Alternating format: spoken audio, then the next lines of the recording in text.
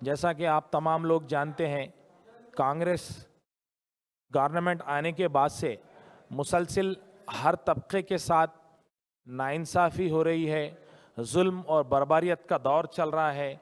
ऐसे दौर में कल का जो हालिया वाक़या हुआ, तमाम लोग जानते हैं कि कोड़ंगल हल्के असेंबली में कल जो है 3 क़ब्रिस्तानों को शहीद कर दिया गया, एक चिल्ला महबूब सुबानी को शहीद कर दिया गया और रात के अंधेरे में क़ब्रिस्तान हबीब शाह, क़ब्रिस्तान जो सैयदों के लिए इस्तेमाल होता था, उसको शहीद करते हुए रातों रात मिस्मार कर दिया गया। ये रेवंत रेड्डी हुकूमत जब से बनी है तब से आप लोग जानते हैं कि मुसलमानों के साथ न सिर्फ जुल्म व बर्बरियत का मुजाहरा हो रहा है। आप देखिए, कांग्रेस गवर्नमेंट आने के बाद से कमो पेश 50 कम्युनल वाक़यात हुए हैं अब तक मुसलसिल। मेदक में मदरसा मिनहाजुल उलूम जो स्नेहापुरी कॉलोनी में वाक़ था, उस पर हमला किया गया, मदरसे के तलबा को परेशान किया गया, उस पर हुकूमत ने कोई कार्रवाई नहीं की। फ़िरक़ा परस्त अनासिर की हिम्मतें बढ़ती चली गई। निर्मल डिस्ट्रिक्ट में भैंसा के मुकाम पर एक रोज़ेदार अब्दुल वकील पर हमला किया गया, रोज़े की हालत में उन्हें लहूलुहान किया गया, लेकिन जो लोगों ने हमला किया उन पर कोई कार्रवाई नहीं हुई। आप जानते हैं, मस्जिद जागीरदार जो कि मोइनाबाद में है, उसको 22 जुलाई को शहीद कर दिया गया, उस पर भी हुकूमत ने कोई कार्रवाई नहीं की। और आप जानते हैं कि सितंबर, जब से कांग्रेस हुकूमत आई है, ये सितंबर नहीं, ये सितंबर बन चुका है मुसलमानों के लिए। आप देखेंगे 4 सितंबर 2024 को जैनूर जो कि आदिलाबाद डिस्ट्रिक्ट में है, वहां पर फसादात बर्पा किए गए, 1000 करोड़ का 100 करोड़ का मुसलमानों का नुकसान हुआ, 4 से 5 मस्जिदों पर हमला किया गया, मुसलमानों के इमलाक को तबाह किया गया। उस पर आज तक कांग्रेस हुकूमत खामोश है। हमारे मुअज़्ज़िज़ चीफ मिनिस्टर रेवंत रेड्डी साहब की जो करीबी है सीताक का, उनका वो हल्के असेंबली है और वहां कोई जाने से डरता है, कोई काम करने से डरता है। इसी तरीके से आप देखेंगे फसादात का जो सिलसिला है, संगारेड्डी में ये मदरसों पर और मस्जिद पर हमला किया गया। आप देखेंगे वनपर्ती में टिमरीज के स्कूल में लड़कियां जब जुमे की नमाज अदा कर रही थी, उस वक्त कुछ बजरंग दल के दरिंदों ने घुसकर लड़कियों का हिजाब खींचा, नमाज पढ़ने से रोका, उस पर भी कोई कार्रवाई नहीं हुई। आप देखेंगे कि मदरसा हुसैनी जो कि कुतुबशाही मस्जिद 400 साल कदीम है, बालापुर के सुल्तानपुर इलाके में, उस पर भी हमला किया गया और वहां पर भी मुसलमानों को तजलील किया गया। आप देखेंगे गुरुवन्नापेट विलेज कोमरवल्ली मंडल में भी मुसलमानों के अमलाक पर हमला किया गया, उनके घरों को जला दिया गया, जेसीबी को जला दिया गया, कार को जला दिया गया। इसी तरीके से नारायण पेट हो, इसी तरीके से दूसरे हो, कमोपेश 50 ऐसे वाकयात हुए हैं जब से रेवंत रेड्डी सरकार आई। लेकिन कल इनके खुद के असेंबली हल्के में आप देखेंगे एक जो चिल्ला था, ये जो दरगाह शरीफ थी चिल्ला महबूब सुबानी, इसको जो है शहीद कर दिया गया, रातों रात शहीद कर कर उसे मिस्मार करके आप देखिए ये हालत कर दी गई है। ऐसा जो है इनकी हालत है कि इसको शहीद कर दिया जा रहा है। ये कांग्रेस के कायदीन, ये कांग्रेस के लीडर्स जो बड़े बड़े बुलंदबांग दावे करते थे, आज उनका कोई पुरसाने हाल नहीं है। आप देखेंगे कि खबरों को मिस्मार करके बराबर कर दिया गया है।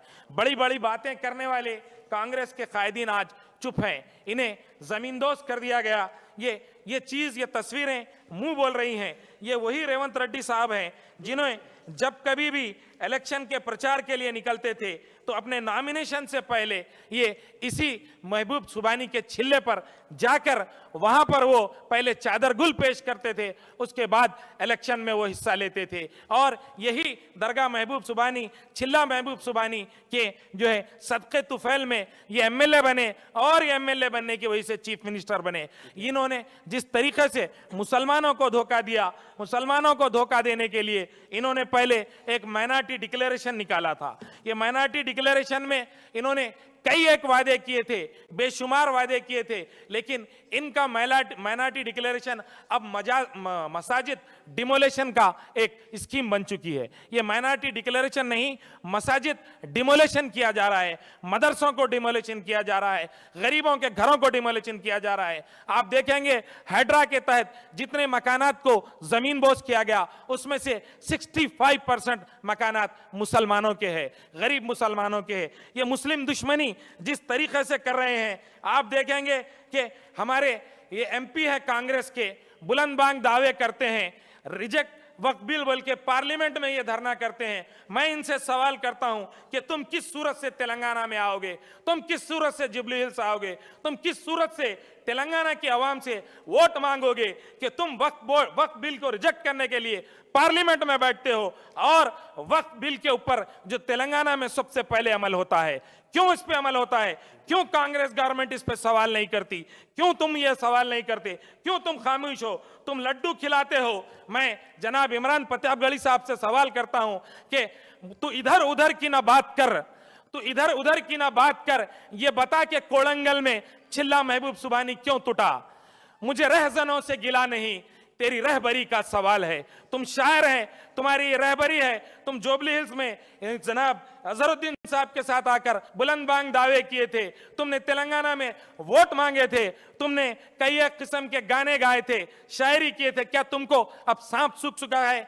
क्यों तुम जो है रेवंत रेड्डी से सवाल नहीं करते? हम ये इंतबा देते हैं कि अगर तुम इससे बाज नहीं आओगे, रेवंत रेड्डी साहब का इलाका हो, चाहे हमें दिल्ली तक अगर जाना पड़े, तो दिल्ली में हम कांग्रेस कार्यालय का घेराव करेंगे और हम अपना एहतजाज दर्ज करेंगे। हम ये बताएंगे कि हम किस तरीके से काम करने वाले हैं। शुक्रिया। जय तेलंगाना।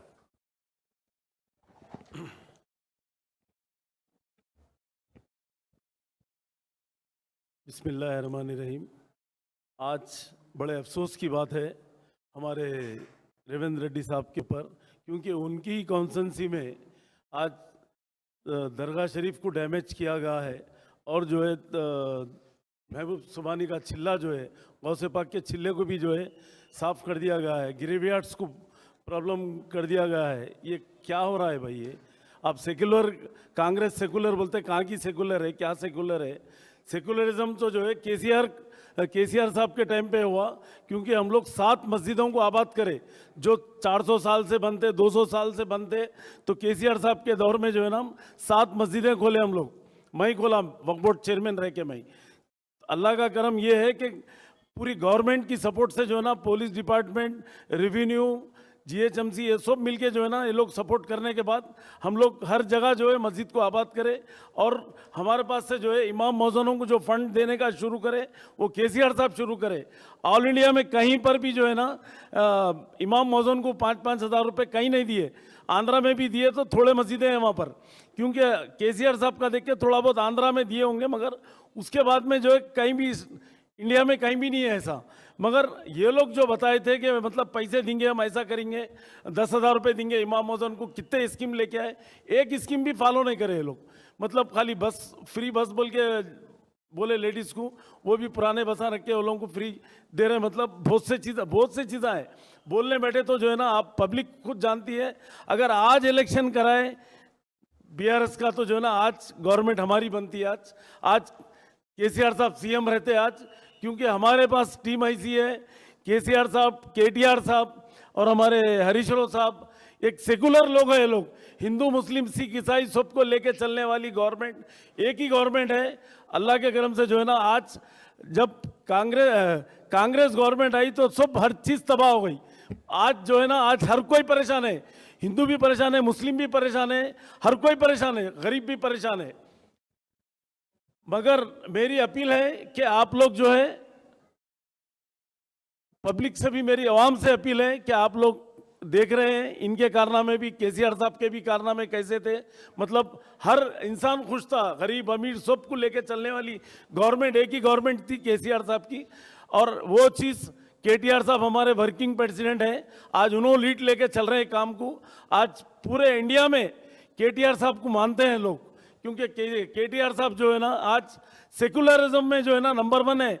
और आप लोग देख रहे होंगे पूरे वर्ल्ड में आज बाहर भी कोई पूछता तो जो है ना केटीआर साहब को पूछते हैं। आज या दूसरे सीएम कौन है नहीं मालूम, क्या है नहीं मालूम।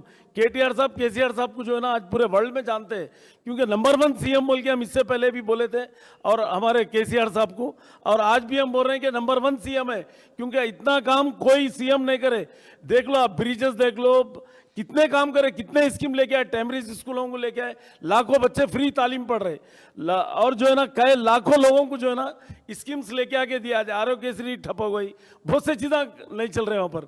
मेरी सीएम साहब से अपील है, रेवंत रेड्डी साहब से मैं आपसे रिक्वेस्ट कर रहा हूँ कि आप जो है ना, आपको अल्लाह मियाँ एक मौका दिया, आप ये जो है ना गरीबों को मत सताओ, हड्रा बोल के उधर मत सताओ, इधर मत सताओ, ये सब छोड़ दीजिए। आप पब्लिक को जो है ना क्या सपोर्ट कर सकते हैं वो काम करिए आप, क्योंकि मेरी अपील है आपसे, ये सब जो लैंड ऑर्डर को कंट्रोल करिए आप, ये जो दरगाह चिल्ले, ये सब, ये पॉलिटिक्स नहीं चाहिए अपने को। आप सेकुलर है, सेकुलर रहिए। मंदिर हो या मस्जिद हो या कुछ भी हो, किसी के मजहब को ठेस पहुंचाने का किसी को इख्तियार नहीं है। मैं रेवंत रेड्डी साहब से अपील कर रहा हूं कि आप से मेरी रिक्वेस्ट है कि आप जो है ना ये माइनॉरिटी को भी जो है ना 2 आंख समझिए, हिंदू मुस्लिम 2 आंख है ये। आप सबके सीएम है आप ये नहीं कि आप एक साइड नहीं रह सकते, आप सबके सीएम है। और आपसे मेरी गुजारिश है कि आप जो है ना सबको, गरीबों को भी जो देने का अलाउंस वो भी दो, पेंशन नहीं दिए वो दो। पुलिस डिपार्टमेंट भी, पुलिस धरना कभी जिंदगी में नहीं करी, सेक्रेटरीट करने आके वो लोग धरना करे, बोल तो कितनी अफसोस की बात है थोड़े दिन पहले। ये सब चीज़ें नहीं होना भाई। आपसे गुजारिश है मेरी कि आप जरा जो है पब्लिक को देखो, आप पब्लिक का काम करिए, आप पब्लिक के लीडर है। आप जो है ना ये कर रहे हैं कि मतलब छिले तोड़ दे रहे हैं, दरगाहों का काम, दरगाहों को जो है मसमार कर दे रहे हैं, ग्रेवयार्ड्स की सेफ्टी नहीं है। बोले तो कैसा होगा बोलिए आप पुलिस से, मेरी डीजीपी साहब से भी अपील है, कमिश्नर साहब से भी अपील है, एसपी कोलंगल से भी मेरी अपील है कि आप लोग इमीडिएट उस पर एक्शन लीजिए, क्या है कैसा है। क्योंकि आप बगैर नोटिस वक्फ बोर्ड को दिए कि बगैर मिनिस्टर को बोले कि आप लोग बगैर बोले कि डिमोलिश नहीं कर सकते, ऐसा वक्फ बोर्ड यूज़र में ऐसा नहीं है। मेरी अपील है आप लोगों से कि जो है ये ऐसी चीज़ों को मत करिए, क्योंकि पोस्ट आज है कल नहीं है, मगर हर कोई याद करना फ्यूचर में। आज केसीआर साहब को हर कोई याद कर रहे हैं, क्योंकि केसीआर साहब जो है एक सेकुलर सीएम है हमारे। केटीआर साहब, केसीआर साहब, ये लोग सेकुलर है एकदम ये।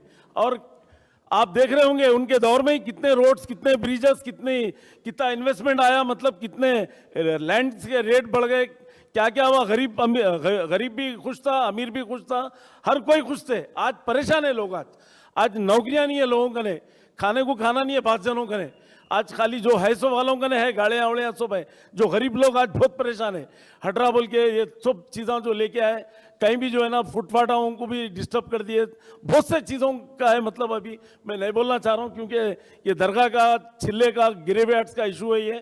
मेरी अपील है आपसे कि आप इमीडिएट इस पर एक्शन लेके आप पहले वहाँ पर बनाने लगाइए, जहाँ पर से जो डिमोलिश करे वहीं पर ये जो है ना गौसे पाक का छिल्ला वगैरह, जो ग्रेवयार्ड्स का जो कंपाउंड वॉल को भी जो डिमोलिश करे, साफ करे इमीडिएट। ग्रेवयार्ड जहाँ था, ग्रेवयार्ड ताक़यामत ग्रेवयार्ड रहता है, इसको वक्फ यूजर के हिसाब से इसको डिस्टर्ब नहीं कर सकते, जो चाहे नहीं कर सकते, कोई भी सेंट्रल गवर्नमेंट भी नहीं कर सकती। क्योंकि ये दरगाह और ग्रेवयार्ड्स ये सब जो है ये आज से नहीं है, ज़माने से 100 साल पुरानी चीज़ें हैं, ये 200 साल पुरानी चीज़ें हैं। ये इसको डिस्टर्ब करने से क्या मिलने वाला है। इसमें आवाम परेशान हो जा रही, इसमें आवाम उलझा रही। मेरी आवाम से भी अपील है कि उलझने की जरूरत नहीं है, गवर्नमेंट से मेमोरेंडम देना, गवर्नमेंट से लड़के जो है ना अपना काम निकालो। जहाँ जहाँ भी कुछ प्रॉब्लम है हमारे से भी मिलिए, हम बराबर गवर्नमेंट को नुमाइंदगी भी करेंगे। और हमारे केटीआर साहब, केसीआर साहब, ये लोग भी जो है ना सीरियस लेंगे चीज़ों पे। खुदा हाफिज।